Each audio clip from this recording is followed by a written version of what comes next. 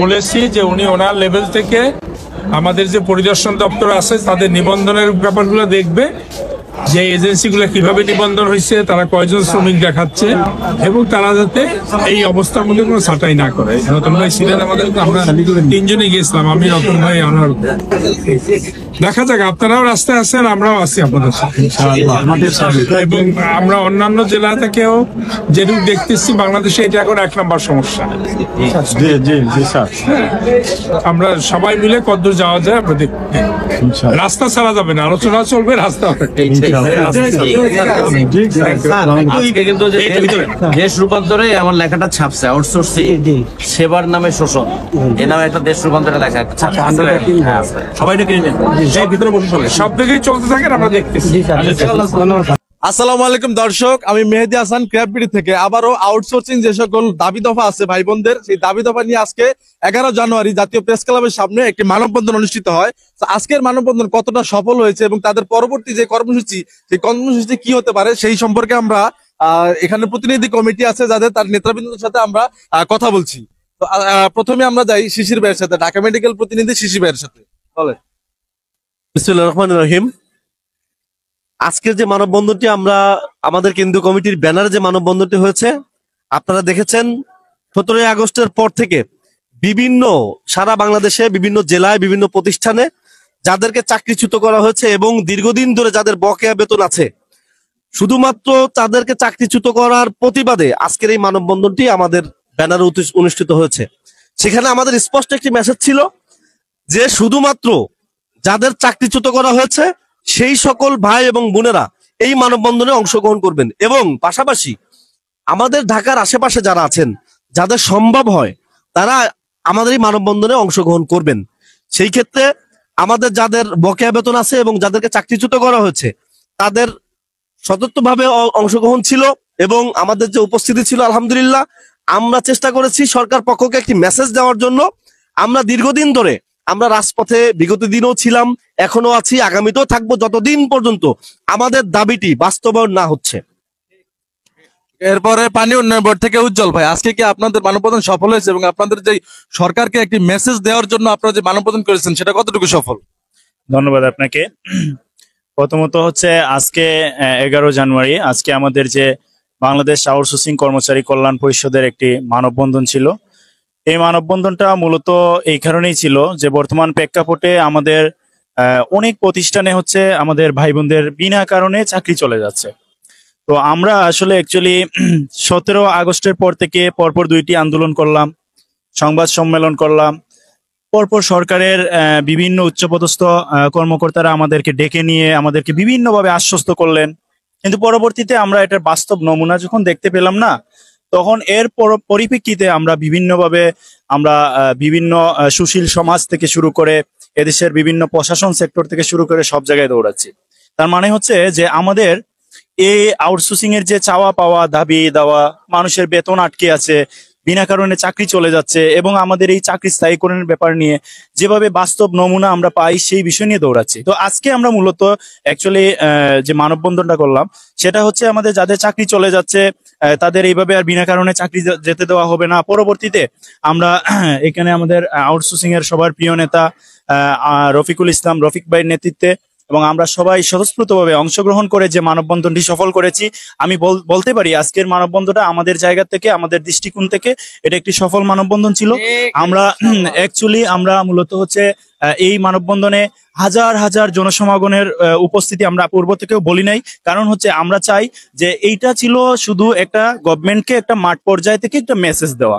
তো এই মেসেজটা হচ্ছে ঢাকার ভিতরে আমরা যারা ছিলাম, যেমন এখানে আমরা সর্বোচ্চ আইএস 400-500 মানুষ হইলে আমরা কি করতে পারি, এটা একটা মাঠ পর্যায় থেকে মেসেজ দিতে পারছি। যে আজকে আমাদের 4 থেকে 500 মানুষ উপস্থিত ছিল, সেই জায়গা থেকে আমরা সরকারকে এখানে আপনারা আরো দেখেছেন যে সুশীল সমাজ থেকে জাতীয় শ্রমিক নেতারা উপস্থিত ছিলেন। ওনাদের মুখ থেকে তাদের যে ভাষ্যগুলা, আমাদের যে লাঞ্ছিত বঞ্চিত নমুনাগুলা তাদের চোখে ভেজে উঠছে হৃদয়ে, এইগুলা তারা প্রকাশ করে গেছেন।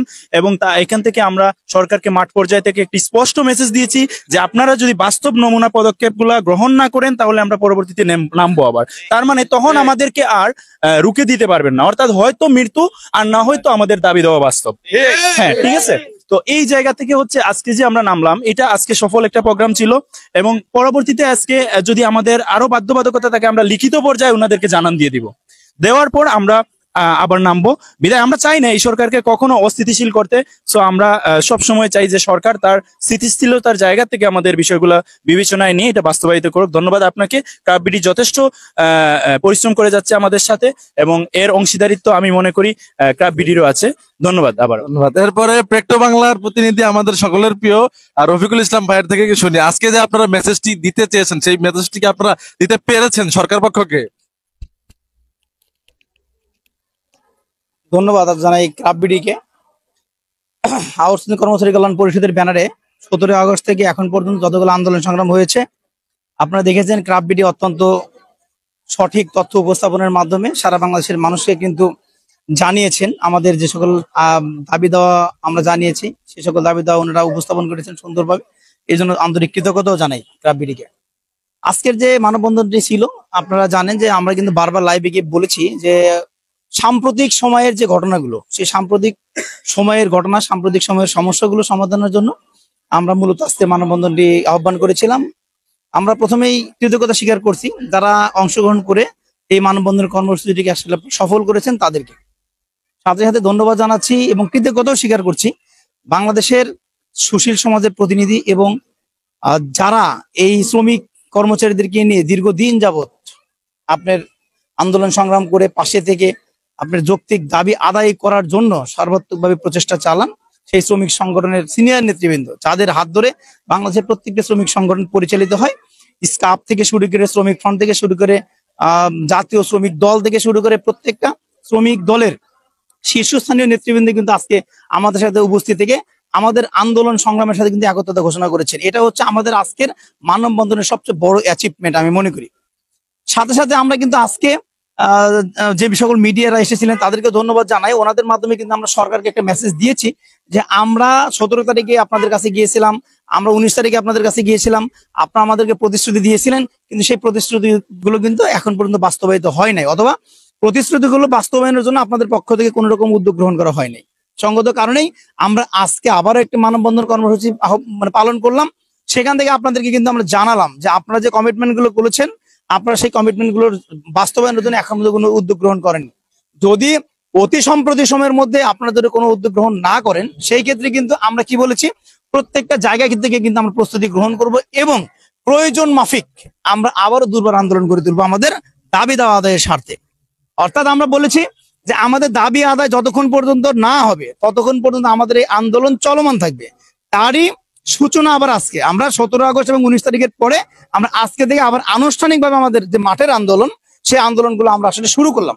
সেই দিক থেকে সরকারকে যে মেসেজ দেওয়ার ছিল আমরা ইনশাল্লাহ সেই মেসেজটা দিতে পেরেছি বলে আমরা বিশ্বাস করি। সাথে সাথে আপনারা খুব অল্প সময়ের মধ্যে আমাদের যে সকল নেতৃবৃন্দ আছেন আজকে যারা প্রোগ্রামকে সফল করেছেন ওনাদের সাথে আমরা এখনই বসবো, ঘন্টাখানিক পরে বসে আমরা একটা পরিকল্পনা সাজাবো আগামীর জন্য। সেই পরিকল্পনা ইনশাল্লাহ আপনাদের কাবিডির মাধ্যমে এবং অন্যান্য যে সকল অনলাইন মিডিয়া আছে তাদের মাধ্যমে আমরা সারা বাংলাদেশের অবহেলিত, লাঞ্ছিত, বঞ্চিত, আউটসোর্সিং, দৈনিক মজুরি ভিত্তিক, প্রকল্প ভিত্তিক যারা আছেন আমরা সকলকে জানিয়ে দিব। এবং আজকে কাবিডির মাধ্যমে আমি সর্বশেষ কথা যেটা বলবো যে সারা বাংলাদেশ যে সকল অবহেলিত, লাঞ্ছিত, বঞ্চিত ভাই বোনেরা আছেন আপনারা আপনাদের মনকে প্রিপেয়ার্ড করে রাখেন, আপনাদেরকে নিজেকে প্রিপেয়ার্ড করে রাখেন। আমরা যে কোনো সময় যে কোনো কর্মসূচি ঘোষণা করি আপনারা অংশগ্রহণ করে সেই কর্মসূচিকে আপনারা সফল করবেন। এই মেন্টালিটি যদি আপনাদের মধ্যে থাকে তাহলে আমি রফিক আপনাদের কথা দিতে পারি আমাদের যে সফলতা সেই সফলতা আসলে খুব বেশি দূরে না। আমরা আগামী 2 মাসের মধ্যেই ইনশাল্লাহ আগামী 2 মাসের মধ্যে আমরা সফল হয়ে এরপর আমরা ঘরে ফিরবো ইনশাল্লাহ। এর আগ পর্যন্ত এই আন্দোলন সংগ্রাম সফল করার জন্য যা যা করণীয় দরকার ইনশাল্লাহ আমরা নিয়মতান্ত্রিক ভাবেই আমরা আমাদের যে সকল সিনিয়র নেতৃবৃন্দ আছেন এবং আমাদের যে সকল সুশীল সমাজের প্রতিনিধিরা আছেন অর্থাৎ যারা আমাদের অভিভাবক হিসেবে আছেন আমরা তাদের সাথে আলোচনা করে ওনাদের দেখানোর পথে চলে আমরা সকল মানুষের দুঃখ দুর্দশা দূর করতে চাই।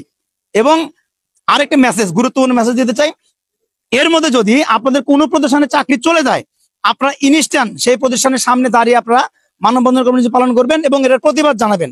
আপনাদের সাথে আপনি একা মনে করবেন না নিজেকে, আপনাদের সাথে সারা বাংলাদেশের যে সকল শ্রমিক সংগঠন আছে সকল শ্রমিক সংগঠনের নেতৃবৃন্দ কিন্তু আপনাদের পাশে আছে। আপনারা যে যে জেলায় আছেন সেই জেলা থেকে আপনারা আন্দোলন সংগ্রাম করে তুলবেন। সেখানে আমাদের সাথে যাদের সাথে সম্পৃক্ততা আছেন আমাদের সাথে আপনারা যোগাযোগ রাখবেন, আমরা আপনাদেরকে পরামর্শ দিব যে আপনারা কিভাবে আন্দোলন সংগ্রাম পরিচালনা করবেন। একটা মেসেজ পরিষ্কার দিতে চাই, যেখানেই অন্যায় সেখানেই প্রতিবাদ। যদি যদি যদি প্রতিবাদ আপনারা না করতে শেখেন তাহলে আমরা সফলতা কোনোদিনও আমরা পাবো না। যেরকম যদি কারো দীর্ঘদিন বেতন বকেয়া থাকে, আপনারা ইনস্ট্যান্ট মানববন্ধন করে বা স্মারকলিপি দিয়ে অথবা আন্দোলন করে আপনার বেতন চাইতে পারবেন, এটা আপনার অধিকার। আপনার বেতন, আপনি কাজ করতেন, আপনাকে বেতন দেয়নি, এইটার চেয়ে আপনি আপনার করতে পারেন, প্রোগ্রাম দিতে পারেন, এবং সেই প্রোগ্রামের সাথে সারা বাংলাদেশের সকল শ্রমিক সংগঠন বলেন এবং আমাদের আউটসোর্সিং কর্মচারী কল্যাণ পরিষদকে অবশ্যই আপনার পাশে পাবেন। সাথে সাথে আপনাদের সকলকে ধন্যবাদ জানাচ্ছি, ক্রাফট-বিডিকে ধন্যবাদ জানাচ্ছি, আবারও সকলকে উদাত্ত আহ্বান জানাচ্ছি যে আপনারা সকলের প্রস্তুতি গ্রহণ করে থাকবেন। আমরা খুব তাড়াতাড়ি আগামীর যে কর্মসূচি, আমরা সেই আগামীর কর্মসূচি ইনশাল্লাহ ঘোষণা করব। ধন্যবাদ সবাইকে, আসসালামু আলাইকুম। আচ্ছা, আমি সর্বশেষ একটি মেসেজ সবার উদ্দেশ্যেই বলবো।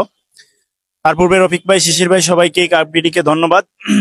বিষয়টা হচ্ছে, বাংলাদেশ আউটসোর্সিং কর্মচারী কল্যাণ পরিষদের যত সদস্যবৃন্দ আছেন, অর্থাৎ কর্মচারী যারাই আছেন, ভাই ও বোনেরা, আপনারা জ্ঞান সম্পন্ন মানুষ, যোগ্যতা সম্পন্ন মানুষ, আপনাদের চিন্তাশীলতা, বুদ্ধিমত্তার উদারতা অনেক বেশি, বিধায় আপনারা বিবেচনায় নিবেন এবং খুব গভীর বিবেচনায় নিবেন যে কে আপনাদেরকে দাবিয়ে রাখতেছে, কে আপনাদেরকে ঘুম পাড়াইয়া রাখতেছে।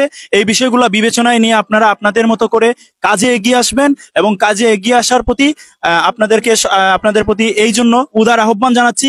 আর আরেকটি জিনিস হচ্ছে, এখনো মনে রাখেন যে মাঠে যদি এই রফিক এবং এই সাধারণ আউটসোর্সিং কর্মচারীরা, শিশির ভাই, আমরা সবাই মিলে যদি না থাকতাম, আজ যেই সংখ্যা, চাকরিচ্যুতর সংখ্যা যেখানে আজকে যেই পরিমাণ হচ্ছে, এর চেয়ে 6 গুণ বেশি থাকতো।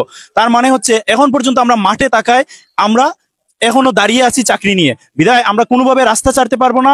এখানে যদি আমি উজ্জ্বল বলি, যেই বলুক, আনিস ভাই বলুক, উনি বলুক, যেই বলুক, আমরা দাবিয়ে থাকতে পারবো না। কেউ আপনাদেরকে যাতে দাবিয়ে না রাখে সেটা আপনাদের বিশেষ বিবেচনায় নেবেন। ধন্যবাদ আপনাদেরকে।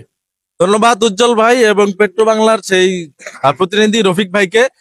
আজকের এই মানববন্ধনের একটি সর্বশেষ মেসেজ হলো, অনেকেই আমাকে ফোন দেন এবং অনেকেই যাদের প্রতিনিধি কমিটির যারা আছে সকল ভাই বোনকে ফোন দেন যে ভাই আমাদের নোটিশ দিয়ে দিছে, এবং কাউকে নোটিশ না দিয়ে উইদাউট নোটিশ চাকরিচ্যুত করা হয় এবং বকেয়া বেতনের দাবিতে সবাই বলে যে ভাই কি করবো।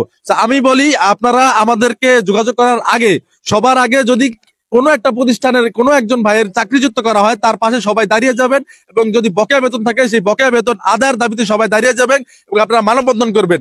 তারপর হচ্ছে আমাদের যে প্রতিনিধি কমিটি, রফিকুল ইসলাম ভাই আছে, উজ্জ্বল ভাই আছে, শিশির ভাই আছে, সকলের সাথে যোগাযোগ করবেন আপনারা, তাদেরকে আপনারা অবশ্যই পাশে পাবেন।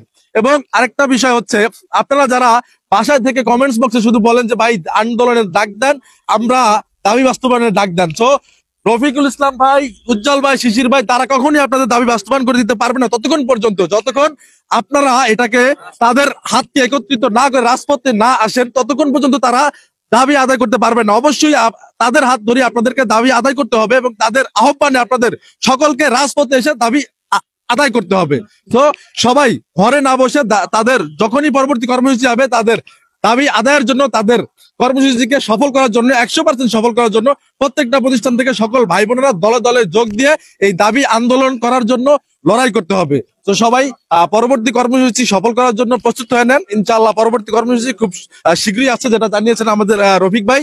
সে পর্যন্ত সবাই ভালো থাকুন, আর পরবর্তী কর্মসূচি অবশ্যই পেতে আমাদের পেজে ফলো দিয়ে দিবেন এবং আমাদের যে মিডিয়াগুলো আছে সবাই পরবর্তী কর্মসূচিগুলো ফলো দিয়ে দিলে আপনারা জানতে পারবেন।